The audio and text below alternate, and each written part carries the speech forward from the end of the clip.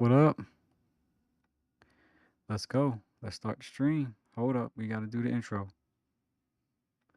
Hold on.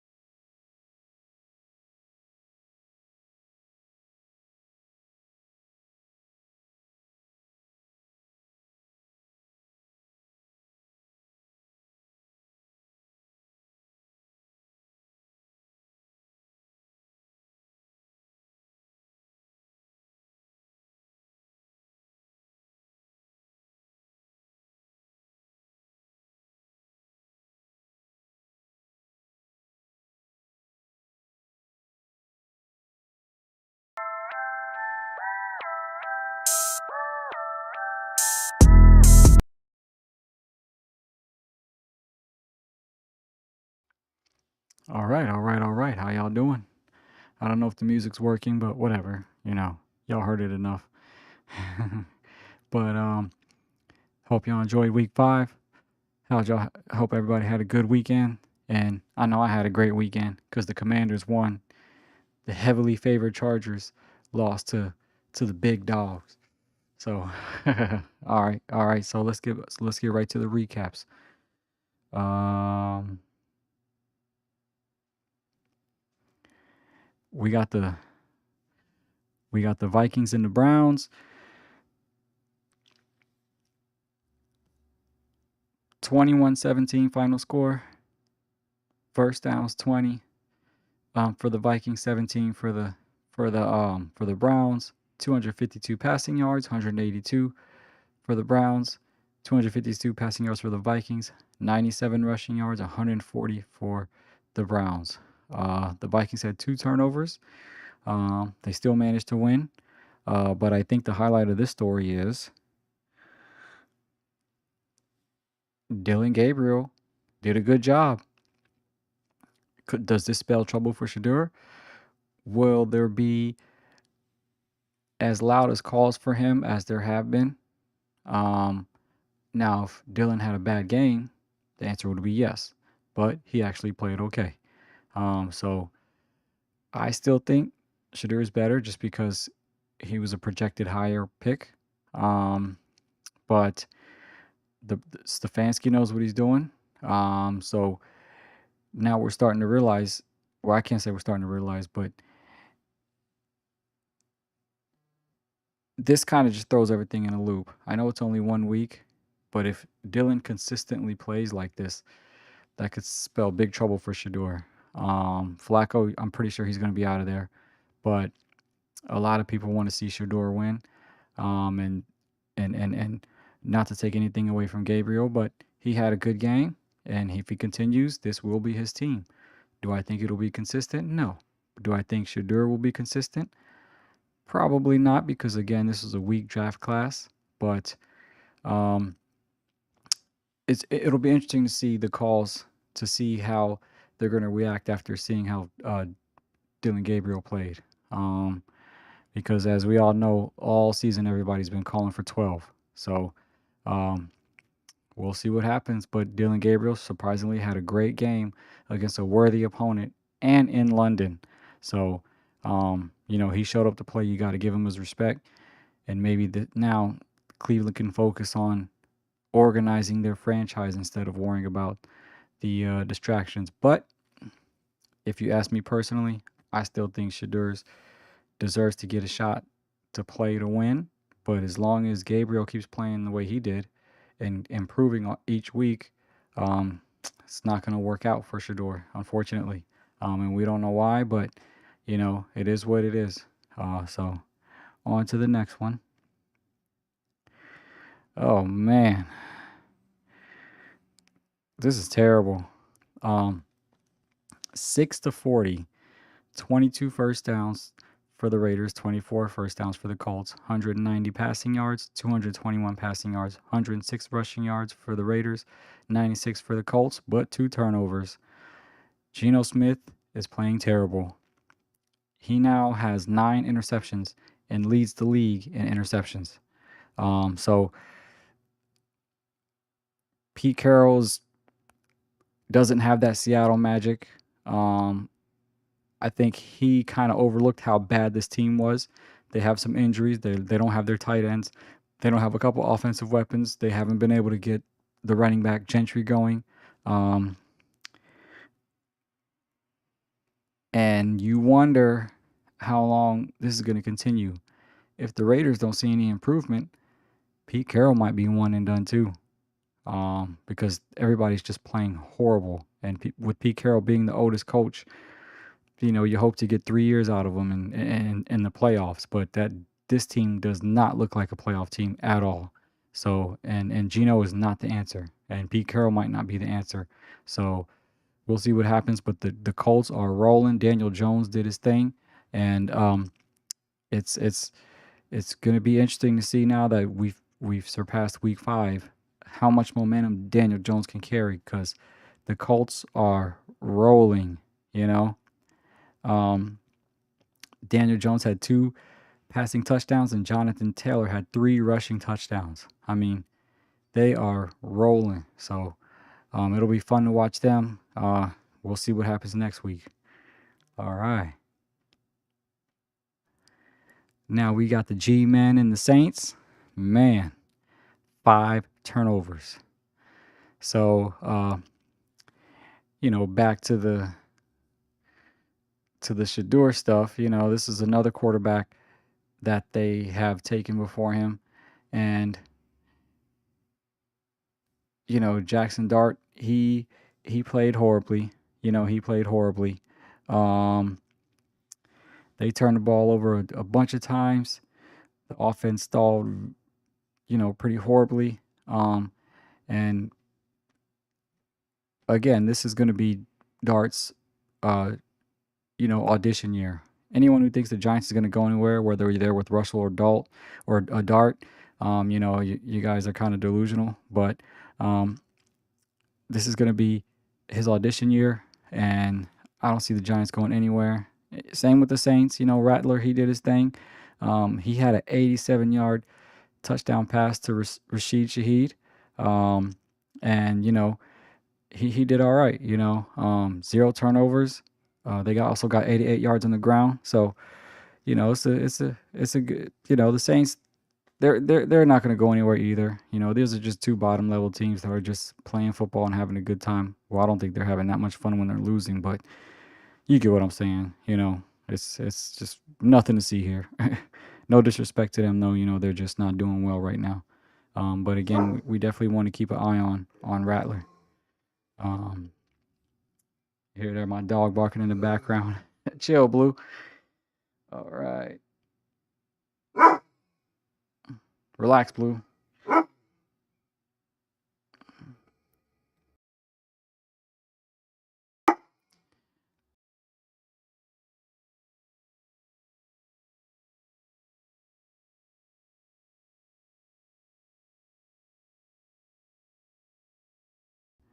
All right.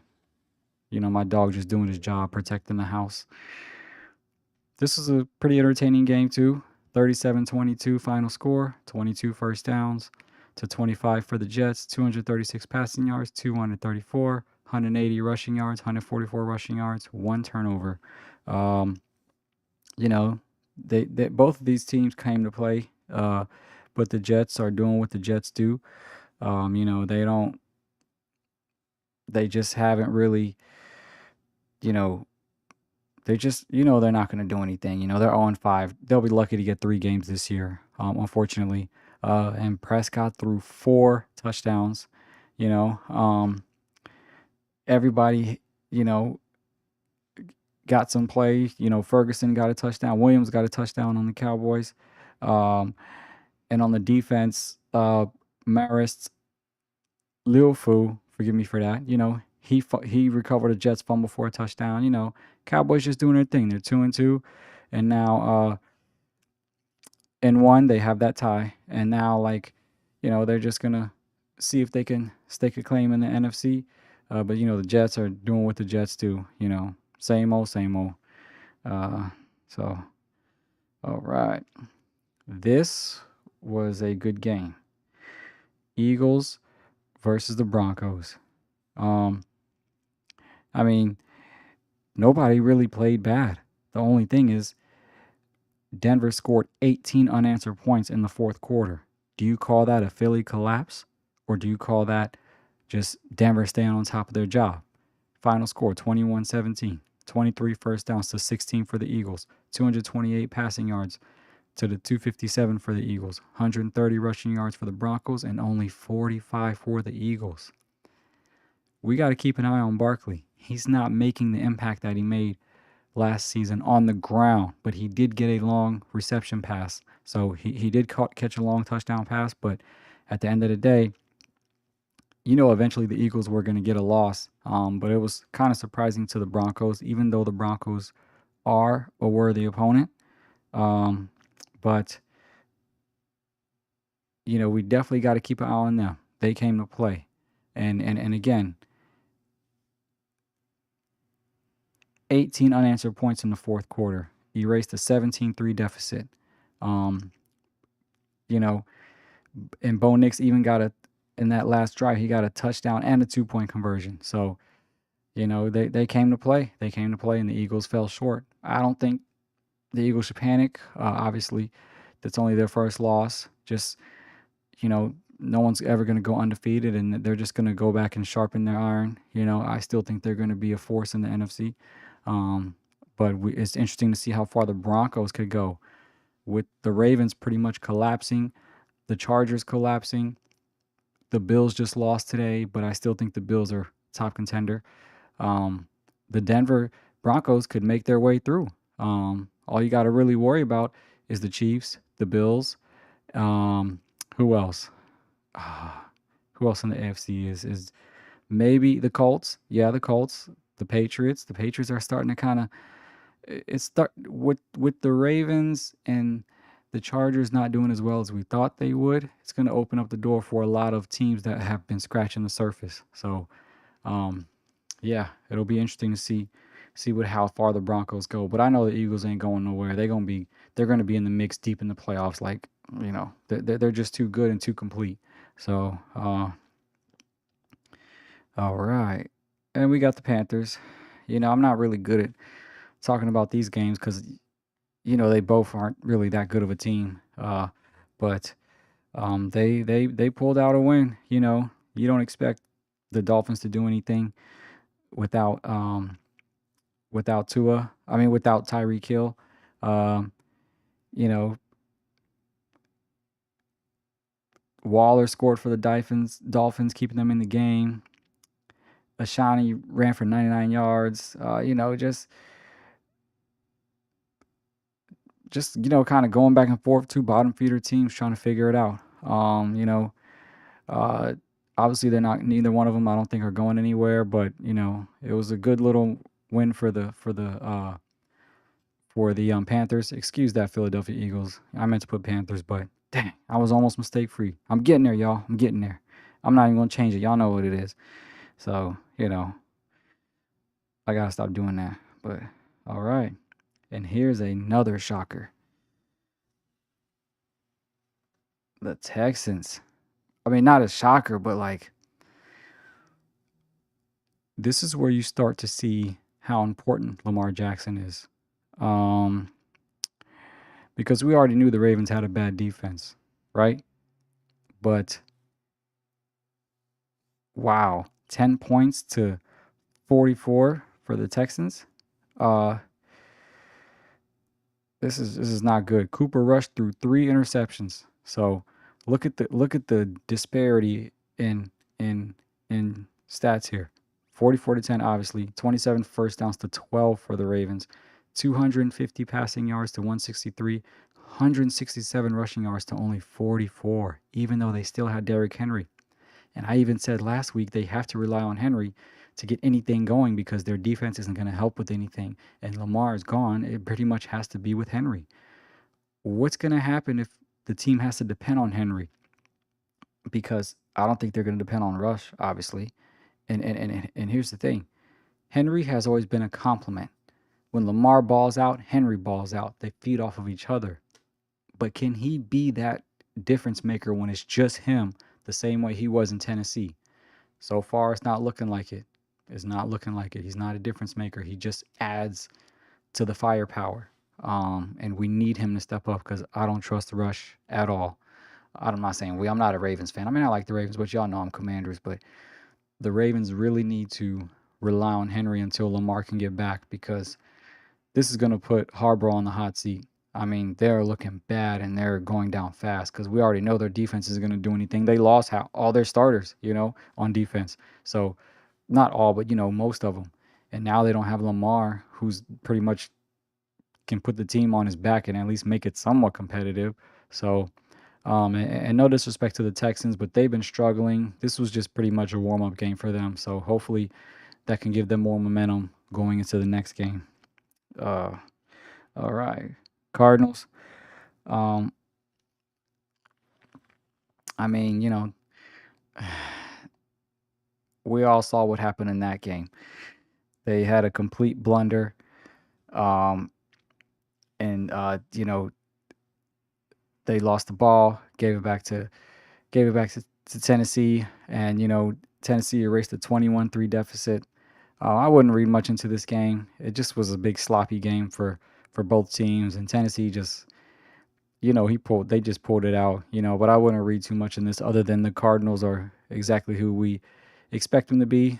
They'll get some wins here and there, show some flashes of greatness, but at the end of the day, they're not going anywhere. And the Titans obviously are in rebuild mode. Okay. Then we got the Bucks. Let's see.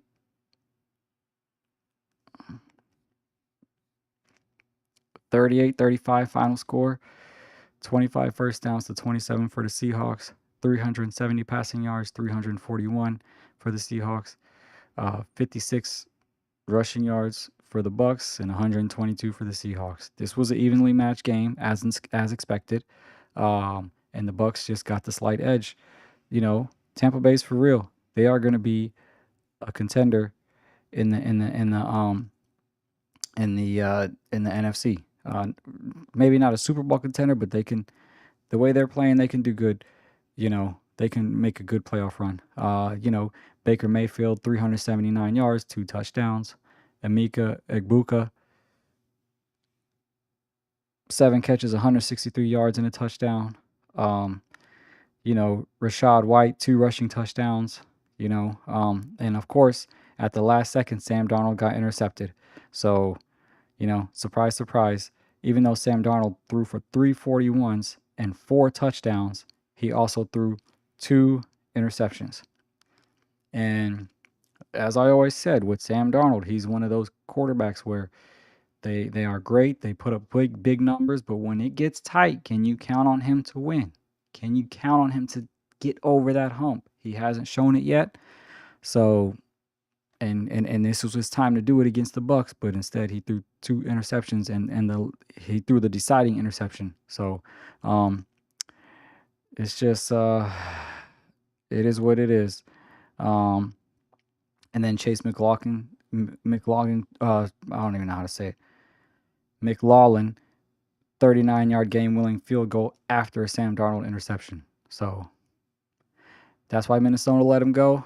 But at the end of the day, he's still an upgrade for Seattle. So he just has to try to get over that hump, So, um, I'm almost at my favorite team. But let's go to the Bengals. I mean, Honestly, I'm surprised they put up 24 points. Jake Browning's all right, but the Lions. I mean, they're just too good. They're just too good. Um,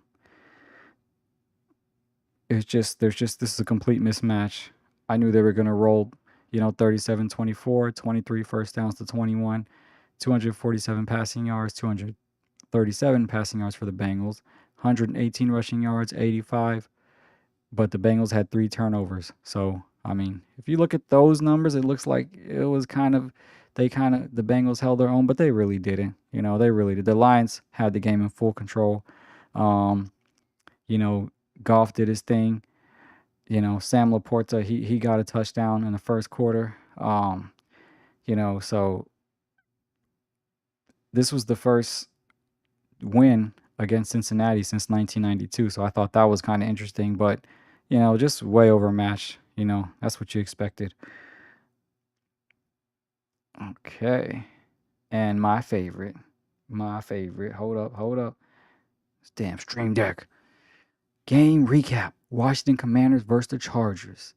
27-10, 22 first downs for the Commanders, 18 first downs for the Chargers, 226 passing yards for the Commanders, 181, 163 rushing yards, 155 rushing yards for the Chargers, and 2 turnovers for the Chargers.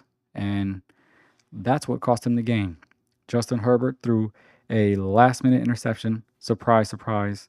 And you could say it was deflected, but what do we always say here up at License to Ball? Is Herbert that guy to get to the next level? Every time it gets tight, he folds and throws an interception. He chokes. And Jaden Daniels did what he had to do. I thought that the Colts were going to come in strong because it was home field advantage, even though there's really no home field advantage at the Ram Stadium. But I thought they were going to do good, but the Commanders pulled through in the second half, and they did what they had to do. And Jaden Daniels, it just shows how much we need him. He gave us that spark. He came to play. He did his thing, and the Commanders are looking very promising, and our defense is starting to do what it's supposed to do. We just got to get a little bit of running game going. Eckler's out for the season, so we got to give the ball to the younger guys, get them going in the mix, and go from there. But very happy with the Commanders and the Chargers. Herbert has to shake this off and really take the team where they need to go. You don't want to look at him as just a stat patter. So, we'll see what happens with that. But as far as it goes, hey, at least he didn't beat my team. So, all right. And this was a crazy game. Stephon Diggs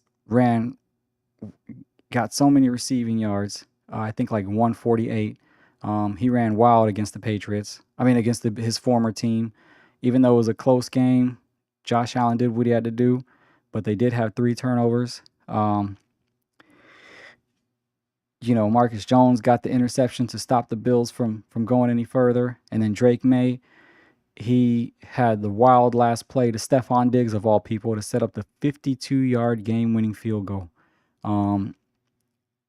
This was an epic win for the Patriots. I know Stephon Diggs really wanted that. And I wouldn't read too much into it for the Bills.